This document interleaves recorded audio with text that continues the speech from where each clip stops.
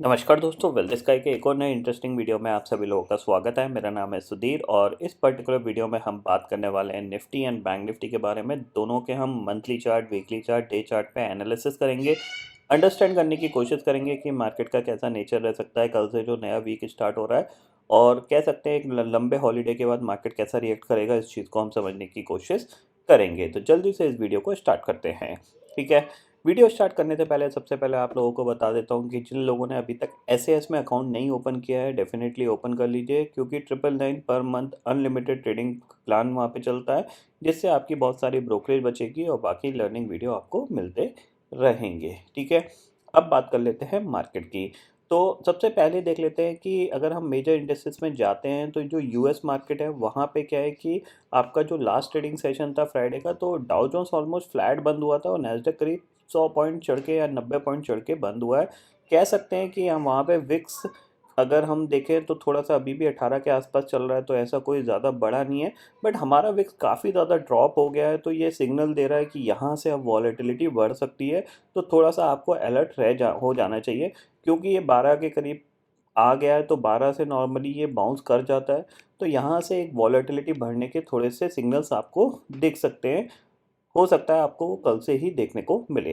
तो थोड़ा सा यूएस मार्केट पॉजिटिव है। एसजीएक्स निफ्टी की बात करें तो 17,600 के आसपास क्लोज हुआ था। हाँ, 17,700 के आसपास क्लोज हुआ है। तो हम हो सकता है 40-50 पॉइंट गैप अप खुल सकते हैं। ये चीज़ आप क्लियरली समझ लीजिएगा, ठीक है।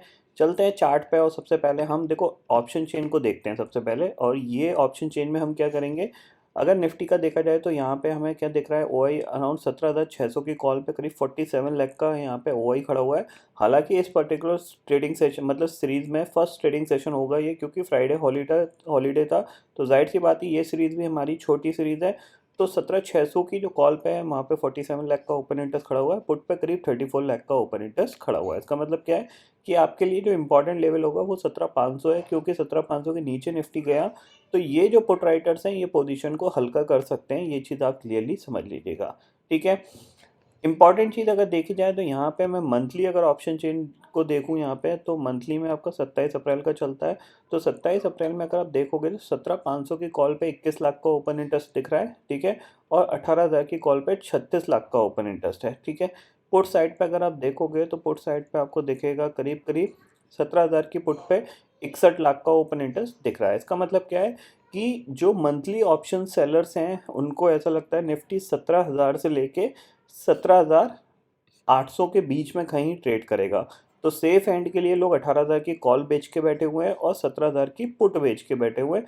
दोनों साइड पे प्रीमियम देखा जाए तो 60 रुपये मिल रहे हैं, तो ठीक ठाक सा प्रीमियम है। क्योंकि जो लोग जो ऑप्शन सेलर्स होते हैं उनको ज़्यादा बड़े रिटर्न नहीं चाहिए होते, बट जितने मिले उतने एक्यूरेट मिले वो ज़्यादा इंपॉर्टेंट, उनको सेफ्टी ज़्यादा रखनी होती है।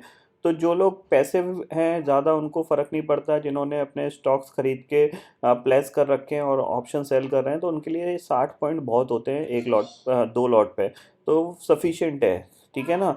इतना आप क्लियरली समझ लीजिए। अगर हम चलते हैं चार्ट पे निफ्टी के, तो सबसे पहले हम निफ्टी का चार्ट देखते हैं और यहाँ पे देखेंगे मंथली चार्ट। मंथली चार्ट पे हमें क्या दिख रहा है कि हम पिछले 3 महीने से गिर रहे थे, चौथे महीने पे हमने एक प्योरली डोजी टाइप की कैंडल बनाई है। और इस डोजी टाइप की जो कैंडल है, इस कैंडल के ब्रेकआउट और ब्रेकडाउन पे हम एक बड़ा मूवमेंट दे सकते हैं, इतना आप क्लियरली समझ लीजिए। तो ब्रेकआउट के लिए ऊपर रेजिस्टेंस कितना है, 17,800, और ब्रेकडाउन के लिए नीचे जो सपोर्ट है वो है आपका 16,850 का। यानी अगर हम ऊपर निकले 17,800 के ऊपर अगर हमने क्लोज देना स्टार्ट किया, तो फिर ये अराउंड 18,200 तक भी जा सकता है निफ्टी, इतना आप क्लियरली समझ लीजिए। बट मुझे नहीं लगता ये 17,800 के ऊपर क्लोज दे पाएगा, ठीक है। ये क्लोजिंग बेस पे ब्रेकआउट या ब्रेकडाउन होगा, ठीक है। नीचे की तरफ अगर बढ़ते हैं तो 16,850 डेफिनेटली ब्रेकडाउन देगा। क्यों देगा, क्योंकि आगे आने वाले दिनों में इवेंट्स हैं कंटिन्यू, आपको जैसे अभी आरबीआई था ऐसे ही यहाँ पे स्टेट इलेक्शंस हैं कंटिन्यू। और धीरे धीरे मार्केट क्या है, अब आगे जो जाएगा पार्लियामेंट इलेक्शन की प्रिपरेशन करना स्टार्ट करेगा, जो कि ऑलमोस्ट 2-3-4 महीने पहले से ही मार्केट उसको फैक्टर इन करने की कोशिश करेगा। तो नेक्स्ट ईयर जो 2024 के पीएम इलेक्शन होंगे वो ज़्यादा इंपॉर्टेंट है, उसी को मार्केट पहले से ही फैक्टर इन करने की कोशिश करेगा। हालांकि टाइम है अभी, 9-10 महीने हैं, 11 महीने के आसपास हैं। बट इसके बीच में और भी इलेक्शंस हैं, तो वो इलेक्शन का इम्पैक्ट यहाँ पे रहेगा कि आगे आने वाले दिनों में ये बीजेपी कैसा परफॉर्म कर सकती है, वो ज़्यादा इम्पॉर्टेंट रहेगा। तो मार्केट कहीं ना कहीं एक करेक्शन का मोड ही यहाँ पे कंटिन्यू फॉलो करेगा, इतना आप क्लियरली समझ लीजिए। बट वो थ्योरी जो है वो एक लॉन्ग टर्म थ्योरी है, 6-7 महीने की है। बट आपको ये पता होना चाहिए कि मेरे को अगले 6-7 महीने क्या करना चाहिए। ठीक है, वीकली चार्ट पे चलते हैं। तो वीकली चार्ट पे आपको दिख रहा है ये चैनल है, और जाहिर सी बात है इस चैनल के बीच में निफ्टी काफ़ी ज़्यादा टाइम पास निकाल कर रहा है। जब भी ये ब्रेकआउट दिया, इसने लास्ट टाइम ब्रेकआउट दिया था तो अराउंड हम कहाँ तक चले गए थे, 18,900 के करीब तक चले गए थे। बट ये इस बार दोबारा इस लेवल पे रेजिस्टेंस फेस कर सकता है। तो 17,800 मेरे लिए एक रेजिस्टेंस का एरिया होगा, यहाँ पे मैं शॉर्टिंग अपॉर्चुनिटी ढूंढूंगा, इतना आप क्लियरली समझ लीजिए। तो वीकली चार्ट पे दिख रहा है 2 वीक से हम पॉजिटिव हैं, हो सकता है ये वीक थोड़ा सा नेगेटिव या कंसोलिडेशन वाला हो सकता है। ठीक है, डे चार्ट पे चलते हैं। डे चार्ट पे हमें क्या दिख रहा है यहाँ से, कि हम यहाँ से गिरे थे। ठीक है, यहाँ पे हमने एक डब्ल्यू पैटर्न बनाया, उसका ब्रेकआउट दिया। ठीक है, यहाँ हमारा ब्रेकआउट आया। ये ब्रेकआउट के बाद अब आपका ये मोमेंटम चल रहा है, अभी तक हमने करेक्शन नहीं देखा है। तो हो सकता है अगर ये गैप अप खुला तो एक करेक्शन दिखा सकता है। तो गैप अप के केस में आपको बाय करके काम नहीं करना चाहिए, इतना आप क्लियरली समझ लीजिए। अगर आप सेल करके काम कर सकते हो तो with the strict stop loss आप डे हाई का लगा के, या जो भी आपको सूटेबल स्टॉप लॉस लगता है वो लगा के आप काम कर सकते हो। दूसरी चीज़, यहाँ पे आपको दिख रहा है कि मार्केट का मोमेंटम पॉजिटिव है, बट इस मोमेंटम को मैं पॉजिटिव नहीं मानता। क्योंकि होता क्या है कि जब भी मार्केट को ऊपर जाना है, मीन्स जब भी मार्केट को ऊपर निकलना है, तो मार्केट कभी भी टाइम आपको एंट्री करने का मौका ही नहीं देगा। समझ रहे हैं, मार्केट कभी भी आपको पकड़ने का मौका नहीं देता है जिस साइड का वो डायरेक्शन फॉलो अप करता है। जैसे कि यहाँ पे आप कंटिन्यूसली देख रहे हो मार्केट इस गिर रहा था, तो इसने मौका नहीं दिया। यहाँ पे देख सकते हो कितनी तेज़ी से ये गिरा। फिर यहाँ पे बायर को पूरा मौका दिया, खरीदो खरीदो। फिर जैसे ही नीचे आया ये वन वे में नीचे आया। सेम चीज़ यहाँ पे पुल बैक हुआ, कितना धीरे धीरे धीरे धीरे धीरे पुल बैक हुआ, और वन वे में ये दोबारा से नीचे करेक्शन में आ गया था। सेम चीज़ जब यहाँ पे ये पुल बैक आया, आराम से बायर को मौका दिया, आप खरीदो खरीदो खरीदो, 3 दिन के अंदर ये करेक्शन आ गया। सेम चीज़ यहाँ पे भी होने के चांसेस बहुत हाई हैं, क्योंकि यहाँ पे मार्केट पूरा पूरा टाइम दे रहा है आपको खरीदने का, कि आप तसल्ली से खरीदिए। कोई मोमेंटम नहीं होता बैंक निफ्टी, जो कि एक दिन में 500 पॉइंट चलना चाहिए, 3 से 4 दिन में, 3 से 4 दिन में वो सिर्फ 500 पॉइंट 600 पॉइंट ही चल पा रहा है। तो ये क्या दे रहा है मार्केट, ये आपको मार्केट सिग्नल दे रहा है कि आप खरीदियो, अब मैं ऊपर जाने को तैयार हो रहा हूँ। ऐसा कुछ नहीं है, मार्केट स्टिल नेगेटिव ट्रेंड में, अभी भी ध्यान रखिएगा। अभी भी जो प्राइस एक्शन है वो लोअर हाई लोअर लो का फॉर्मेशन ही बना रहा है। तो कहीं पे भी आपको हायर लेवल पे एग्रेसिव बाइंग नहीं करनी चाहिए मेरे हिसाब से। अगले 1 साल तक आपको मार्केट में इन्वेस्टमेंट पर्पज़ से कोई भी इन्वेस्टिंग नहीं करनी चाहिए। आपको बहुत अच्छा मौका मिलेगा इन्वेस्टमेंट करने का। 15,500 15,800 का लेवल आपको टेस्ट होता हुआ दिखाई दे सकता है अगले 6 से 8 महीने में, तब जाके आप इन्वेस्टमेंट ज़रूर करिएगा। ठीक है, इतना समझ में आ गया आपको। अब कल के लिए निफ्टी का अगर हम व्यू लेके चलें तो क्या हो सकता है, 15 मिनट टाइम फ्रेम में यहाँ पे लगा हुआ है एक कंटिन्यूसली। अगर आप देखोगे तो यहाँ से अगर आप इस गैप से अगर आप मिलाते हो तो ये कहीं एक ट्रेंड लाइन बनी हुई है जो होल्ड हो रही है। ठीक है, इस ट्रेंड लाइन के ब्रेकडाउन पे ट्रेंड नेगेटिव होता हुआ दिखाई देगा, या फिर अगर आपको कोई ही गैप अप खुलता है, मान लीजिए 17,750 और 17,800 के बीच में कहीं ये निफ्टी पहुंचता है, तो डेफिनेटली वहाँ पे सेल करके काम करिएगा। इवन गैप अप में आप सेल करके ही काम करिएगा, इतना आप क्लियरली समझ लीजिए।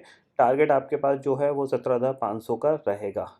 ठीक है, इतना समझ में आ गया आपको। यानी ये जो लेवल है वो आपके पास यहाँ से रेजिस्टेंस के लेवल हैं सारे, 17,720 से लेके 17,750 17,800, ये पूरा 70 पॉइंट का जो एरिया है ये आपके लिए प्योरली रेजिस्टेंस का काम करेगा। अगर गैप अप खुलता है तो डेफिनेटली आप सेल करके काम कर सकते हो। ठीक है, ये बात हो गई निफ्टी की। बैंक निफ्टी को देख लेते हैं। तो बैंक निफ्टी में अगर आप देखोगे तो कहीं ना कहीं यहाँ पे आप देख रहे हो, यहाँ पे बैंक निफ्टी थकता हुआ दिखाई दे रहा है, क्योंकि यहाँ पे क्या है कि सेम ही लेवल के बीच में ये क्लोज हो रहा है। अगर 15 मिनट टाइम फ्रेम पे चलते हैं, यहाँ पे देखो, सबसे पहले मंथली देख लेते हैं। मंथली में ऐसा कुछ नहीं है, यहाँ पे आप देख रहे हो। ठीक है, वीकली पे देखते हैं। तो वीकली पे क्या है कि हमने 2 वीक कंटिन्यूसली मोमेंटम कर दिया है, तो जाहिर सी बात है ये पर्टिकुलर एरिया हमारे पास 41,500 से लेके 41,670 तक का एक रेजिस्टेंस एरिया है। इसके बीच में ये अटकेगा, ये इसके बाद आपको सेलिंग प्रेशर देखने को मिलेगा। अब चलते हैं 15 मिनट टाइम फ्रेम में, और 15 मिनट टाइम फ्रेम में आपको यहाँ पे मैं बताता हूँ। देखो, अगर आप देखोगे यहाँ पे ये एक पर्टिकुलर एरिया था जिसके बीच में ये कंसोलिडेशन कर रहा था। यहाँ पे ये ब्रेकआउट आया, ब्रेकआउट के बाद फॉलो अप मूव तो बना बट सस्टेन नहीं कर पाया, और 41,270 के से ये रिवर्स होता हुआ दिखाई दिया। अब एक चीज़ ध्यान रखिएगा, इस लो के नीचे अगर आप फिसलते हो 40,950 के नीचे अगर आप ट्रेड करना स्टार्ट करते हो तो डेफिनेटली आपको सेल करना चाहिए। पहला टारगेट आपके पास है 40,800, 40,800 ब्रेक होता है तो नेक्स्ट टारगेट आपके पास है 40,500, क्योंकि 12 का विक्स है, आप 200 से 300 पॉइंट का ही टारगेट यहाँ पे एक्सपेक्ट कर सकते हो। तो यहाँ पे अगर 40,900 से सेल बन रहा है तो आपका जो टारगेट होना चाहिए 40,700 तक का टारगेट होना चाहिए। छोटे छोटे प्रॉफिट में ही आपको करेंटली खुश रहना चाहिए। अगर आपको निफ्टी में 10 से 15 पॉइंट एक एट द मनी ऑप्शन में मिल जाते हैं या 20 point at the money option में मिल जाते हैं, प्रॉफिट बुक करो, घर ले जाओ, बात खत्म। बैंक निफ्टी में 60 से 70 पॉइंट मिल जाते हैं आपको एट द मनी में, तो आप उसको बुक करो और घर चले जाओ। इतना सा सिंपल सा लॉजिक है जो आपको मैं यहाँ पे एक्सप्लेन करने की कोशिश कर रहा हूँ। मेरा ओवरऑल व्यू नेगेटिव साइड पे ही ज़्यादा है, क्योंकि मार्केट काफ़ी चल चुका है तो एक करेक्शन मैं एक्सपेक्ट कर रहा हूँ। तो अगर एक करेक्शन 100 से 150 पॉइंट का मिल जाता है और अगर उसमें से 60-70 पॉइंट हमें कमाने को मिल जाते हैं तो बहुत अच्छी बात यहाँ पे रहेगी। तो इतना आप क्लियरली समझ लीजिए। हायर लेवल पे मैं पॉजिटिव बिल्कुल नहीं हूँ, क्योंकि हायर लेवल पे मार्केट को सस्टेन करने में दिक्कत हो रही है। आ तो जा तो रहा है, ऐसा नहीं है नहीं जा रहा है, बट सस्टेन नहीं कर पा रहा, सस्टेन नहीं कर पा रहा है। तो ये कहीं से भी एक करेक्शन दिखा सकता है और काफ़ी अच्छा चल चुका है, तो थोड़ी बहुत प्रॉफिट बुकिंग यहाँ पे पेंडिंग है। हो सकता है एक दो ट्रेडिंग सेशन में वो आती हुई दिखाई दे सकती है। ठीक है, ग्लोबल मार्केट की सिचुएशन मैं ऑलरेडी आपको बता चुका हूँ, पॉजिटिव है, ऐसी कोई ज़्यादा नेगेटिविटी यहाँ पे दिख नहीं रही है क्लियरली, और मार्केट बिल्कुल स्टेबल है ग्लोबल मार्केट में, तो ये अच्छी बात है। यूएस इन्फ्लेशन डाटा आने वाला है, एक आध दिन में आपको वो आता हुआ दिखाई देगा, तो उसके बाद देखते हैं मार्केट कैसा रिएक्ट करता है। हो सकता है यूएस इन्फ्लेशन डाटा आने के बाद थोड़ा बहुत करेक्शन देखने को मिले, अगर इन्फ्लेशन कंट्रोल में नहीं आती है तो। अगर आती है तो अच्छी बात है, फिर यूएस मार्केट धीरे धीरे ऊपर ही जाने की कोशिश करेंगे। ग्लोबल मार्केट ध्यान रखिएगा, वो धीरे धीरे ऊपर ही जाने की कोशिश करेंगे, जिसका एडवांटेज हमें ये मिलेगा कि हम तेज़ी से गिरेंगे नहीं जो गिर रहे थे। ठीक है, तो उसका एडवांटेज हमारे पास ये चीज़ का रहेगा। तो आई होप दोस्तों ये पर्टिकुलर डाटा आपको समझ में आ गया होगा। दोस्तों फिलहाल इस वीडियो में इतना ही है। आई होप ये वीडियो आपको पसंद आएगा। वीडियो पसंद आता तो लाइक और शेयर ज़रूर करिएगा, और चैनल को जो सब्सक्राइब कर लीजिए, क्योंकि मैं सुधीर लेके आता रहूँगा हर दिन आपके लिए नए नए वीडियो। इसी के साथ शुक्रिया दोस्तों, जय हिंद।